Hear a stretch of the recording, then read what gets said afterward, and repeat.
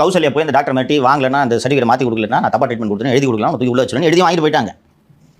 அந்த விஷயத்தில் இதுவரை எஃப்ஐஆர் போடவில்லை. நீங்கள் ஒரு police officer can investigate anything, but you need to be armed with an FIR. ஓகேவா? எஃப்ஐஆர் போட்டுட்டு தானே நீங்கள் டாக்டர் போய் மிரட்டுங்க. டாக்டரை போய் நீங்கள் அணுகிறதுக்கு உங்களுக்கு you need some power. You can drop that power from FIR. எஃப்ஐஆரே இல்லை.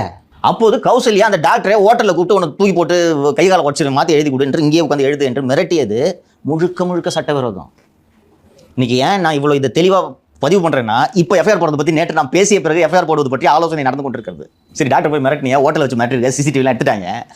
டாக்டர் எழுதி கொடுத்துட்டாரு, இந்த ஹோட்டலில் தான் பேசினேன், இந்த டயத்தில் சிசிடிவி இருக்குதுன்ட்டு டாக்டர் டிஜிட்ட கம்ப்ளைண்டாக கொடுத்துட்டாரு. இப்போ அந்த சிசிடிவி ஃபுட்டேஜில் பார்த்தா கௌசல்யாவும் டாக்டர் உட்காந்து பேசி அவர் எழுதுறதுலாம் அதில் பதிவாயிருக்கு. இப்போ கௌசல்யா கூப்பிட்டு நீ இந்த டாக்டர் கூட உனக்கு என்னமா பேச்சு, எதுமாங்க போனேன் என்று கேட்டால் கௌசல்யா என்ன பதில் சொல்வார்?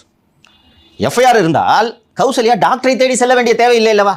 ஸ்டேஷன் வா, இப்போ நமக்கு நோட்டீஸ் கொடுத்தாங்களா, அது மாதிரி சம்மன் கொடுத்து அழைத்திருக்கலாம். இவங்க ஏன் தேடி போனோம்? மஃப்டியில் இப்போ சார் அடிச்சவங்க வந்து ஐஆர்எஸ் அப்படின்னா அடிச்சவங்களோட தம்பி, அடிச்சவங்களோட அண்ணன் ஐஆர்எஸ், அடிச்சவரு குரூப் அண்ட் ஆஃபீஸர். அப்போ அவரை கல்யாணம் பண்ண பெண்ணும் ஒரு நல்ல பெரிய ஃபேமிலி பேக்ரவுண்ட்ல அதனால தான் டிஜிபி ஆஃபீஸ் போய் கம்ப்ளைண்ட் கொடுக்குறாங்க. விடல, நல்ல கேள்வி தான் கேட்டீங்க நீங்க.